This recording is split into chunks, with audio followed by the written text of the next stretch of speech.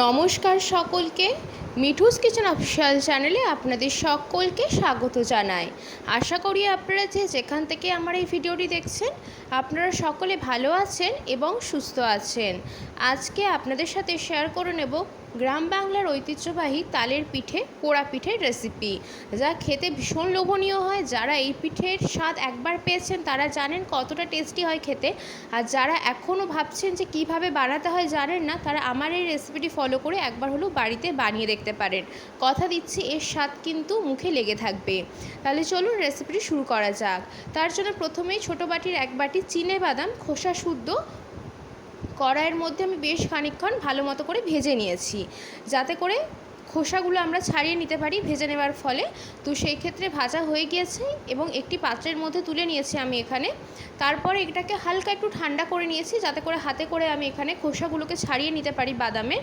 দিয়ে ঠান্ডা হয়ে যাবার পরে খুব সুন্দর মতো কিন্তু এখানে খোসাগুলো হাতের সাহায্যে আমি এখানে ঘষে ঘষে বাদামের খোসাগুলোকে ছাড়িয়ে নিচ্ছি। খোসাগুলো কিন্তু আমাদের এখানে ছাড়ানো হয়ে গিয়েছে। এবার বাদাম যে আমরা খোসাগুলো ছাড়ালাম সেই বাদামগুলোকে আমি এখানে মিক্সিং জারের মধ্যে নিয়ে সুন্দর মতো কিন্তু আমি একটু দানা দানা ভাব রেখে গুঁড়ো করে নেব। একদম পাউডার ফর্মে গুঁড়ো না করলেও চলবে, একদম একটু দানা দানা ভাব থাকবে সেই মতো গুঁড়ো করে নিয়েছি।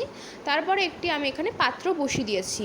পাত্রের মধ্যে এখানে দিয়েছি বড় বাটির 1 বাটি তালের পাল্পটা কিন্তু আগে থাকতে আমি ফুটিয়ে ঘন করে ফুটিয়ে নিয়েছিলাম, মানে একটু জাল দিয়ে দিয়েছিলাম। তারপরে সেটাকে খুব ঠান্ডা করে নিয়েছি। তারপরে কিন্তু এখানে আমি আবারও এটাকে আরেকবার জাল দিয়ে দিচ্ছি।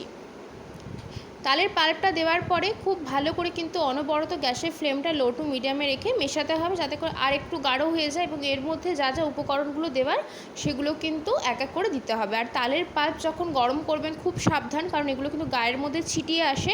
তো সেই ক্ষেত্রে কিন্তু গ্যাসের ফ্লেমটা লোতে রাখবেন। খুব ঘন যেহেতু পাল্পটা হয়, তো সেই ক্ষেত্রে গায়ের মধ্যে ছিটিয়ে যাওয়ার সম্ভাবনা সবথেকে বেশি। খুব ভালো করে কিন্তু এখানে আমি তালের পাল্পটাকে খুব সুন্দর করে এখানে পাক দিয়ে দিয়েছি এবং ঘনত্বটা আপনাদেরকে এখানে দেখিয়ে দিচ্ছি। খুব সুন্দর মতো কিন্তু এখানে আমাদের তালের পাল্পটা ফুটিয়ে নিয়েছি আমি 5 থেকে 6 মিনিট হাতে সময় নিয়ে। যখন এরকম ফুটতে শুরু করবে তখন আমি এর মধ্যে দিয়ে দিচ্ছি মিষ্টি। আপনারা যে যেমন খেতে পছন্দ করবেন সেই মতো এখানে দেবেন। আমি এখানে নলেন গুড় ব্যবহার করেছি। আমি অনেক রেসিপিতেই বলেছি নলেন গুড় কিন্তু যেহেতু আমার ফ্রিজারের মধ্যে স্টোর করে রাখা থাকে সেই জন্য এখানে নলেন গুড় দিয়েছি। আপনারা চাইলে চিনি দিতে পারেন। যদি চিনি দেন সেই ক্ষেত্রে চিনিটাকে এখানে সুন্দর করে পাউডার ফর্মে গুঁড়ো করে নেবেন মিক্সিং জারের মধ্যে দিয়ে, তারপরে চিনিটা ব্যবহার করবেন। আর যদি গুড় দিতে চান আখের গুড়টা প্লিজ দেবেন না, তাতে করে টেস্ট একদম ভালো আসে না। আখের গুড়ের কিন্তু টেস্ট খুব একটা ভালো লাগে না। পাটালি গুড় দিতে পারেন। তারপরে গুড়টাকে খুব ভালো করে মিশিয়ে নিয়েছি। গুড়টা খুব ভালো করে মিশিয়ে নেবার পরে পরিমাণ মতো নুন দিয়েছি। যে কোনো মিষ্টি জাতীয় খাবারে নুনটা দিলে খুব সুন্দর একটা টেস্টটা ব্যালেন্স হয়। তারপরে বেশ খানিকটা পরিমাণ দিয়েছি কোরানো নারকেল, কিছুটা পরিমাণ কোচানো নারকেল দিয়েছি, ছোটো ছোটো করে টুকরো করে নিয়েছিলাম। তারপর আমরা যে বাদামের গুঁড়োটা তৈরি করে রেখেছিলাম সেই বাদামের গুঁড়োটাও দিয়ে দিয়েছি পুরোটা। বেশ খানিকটা পরিমাণ দিয়েছি এলাচের গুঁড়ো, ফ্লেভারটা ভীষণ ভালো আসে সেই জন্য এলাচের গুঁড়ো দিয়েছি। এবং বড় চামচের 1 চামচ দিয়েছি গাওয়া ঘি। গাওয়া ঘিটা আমি এখানে 1 চামচ দিয়েছি, আপনারা চাইলে 2 থেকে 3 চামচ দিতে পারেন, বেশি ভালো টেস্ট হবে। আমি এখানে 1 চামচের মতোই দিয়েছি। তারপরে এই সমস্ত উপকরণগুলোকে খুব ভালো করে মিশিয়ে নিতে হবে, যাতে করে সুন্দর মতো সমস্ত উপকরণগুলো মেশানো হয়ে যায়। তালের পাল্পটা কিন্তু আগে থাকতে আমি একটু ঘন করে নিয়েছিলাম এবং এই পর্যায়েও কিন্তু আমি এখানে গ্যাসের ফ্লেমটা লোতেই রেখেছি। যেহেতু তালের পাল্পটা অনেকটা পরিমাণে গাঢ় হয়ে গিয়েছে, তো একদম লো ফ্লেমে রেখেই কিন্তু সমস্ত উপকরণগুলো আমি তালের পাল্পের সাথে ভালো করে এখানে মিশিয়ে নিচ্ছি। আর গুড়টা দেওয়ার ফলে কিন্তু কালারটা আরেকটু বেশি ডার্ক হয়ে গিয়েছে।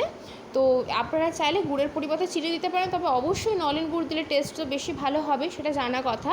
তার জন্য আমি এখানে নলেন গুড়টা দিয়েছি। খুব ভালো করে এখানে মিশিয়ে নিয়ে খুব সুন্দর করে কিন্তু আমাদের এখানে মেশানো হয়ে গিয়েছে এবং দেখিয়ে দিচ্ছে আপনাদেরকে সমস্ত উপকরণগুলো কিন্তু তালের পাল্পের মধ্যে ভালো মতো এখানে আমাদের মেশানো হয়ে গিয়েছে। আর তালের পাল্পটা কিন্তু অনেকটা পরিমাণে এখানে গাঢ়ও হয়ে গিয়েছে, আর কিন্তু বেশি করে গাঢ় করার কোনো প্রয়োজন নেই। এরপরে আমরা এখানে দিয়ে দেবো চালের গুঁড়ো। চালের গুঁড়োটা কিন্তু আমি বাড়িতেই তৈরি করছি। আপনারা চাইলে প্যাকেট যে চালের গুঁড়ো কিনতে পাওয়া যায়, সেদ্ধ চালের গুঁড়ো বা আতপ চালের গুঁড়ো যেটা হোক আপনি এখানে দিতে পারেন। আমি কিন্তু এখানে আতপ চালের গুঁড়ো দিয়েই করেছি। আর চালের গুঁড়োটা আমি কিন্তু বাড়িতেই তৈরি করে নিয়েছিলাম। খুব সুন্দর করে যখন এটা ফুটতে শুরু করবে, দেখুন এখানে কিন্তু এটা একটু ফুটতে শুরু করেছে, লো ফ্লেমেই রয়েছে গ্যাসের ফ্লেমটা। সেই পর্যায়ে কিন্তু এখানে একটু ফুটতে শুরু করেছে।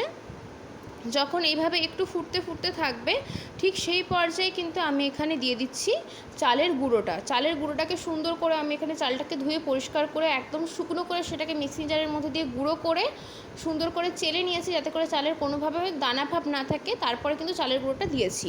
আমি এখানে যতটা পরিমাণ তালের পাল্প নিয়েছিলাম তার থেকে খানিকটা পরিমাণ কম চালের গুঁড়ো দিয়েছি। আপনারা চাইলে পরিমাণটা কম বেশি যেমন দেবেন সেই মতো একটু দেখে নেবেন যে ব্যাটারটা যেটা আমরা তৈরি করছি পিঠের কতটা পরিমাণে গাঢ় হচ্ছে না পাতলা হচ্ছে, সেই মতো কিন্তু এখানে চালের গুঁড়োটা দেবেন।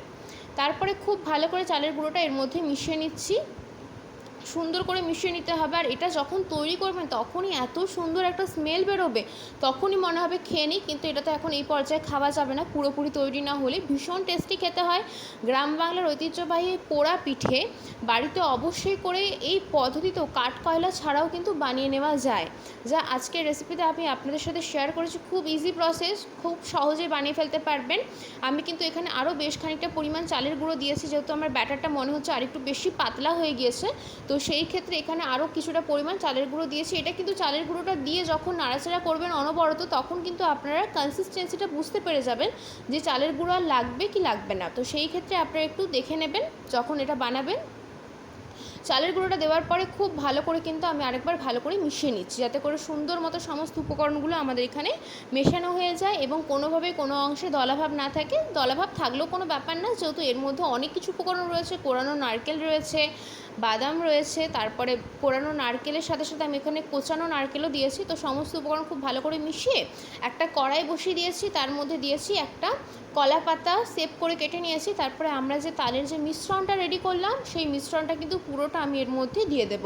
কলা পাতা দেওয়ার একটাই কারণ, যাতে কড়াইয়ের নিচে লেগে না যায়, এবং ওপর থেকে বেশ খানিকটা পরিমাণ ঘি আমি চামচের সাহায্যে ওপর থেকে লাগিয়ে নিচ্ছি। এতে করে কী হবে, শেপটা খুব সুন্দর আসবে এবং একদম সমান করে নিচ্ছি যাতে করে এবড়ো খেবড়ো না থাকে। খুব সুন্দর করে একদম ওপরটা আমি শেপ করে দিচ্ছি খুব সুন্দর মতো করে। এখানে দেখুন খুব সহজ একটা প্রসেস।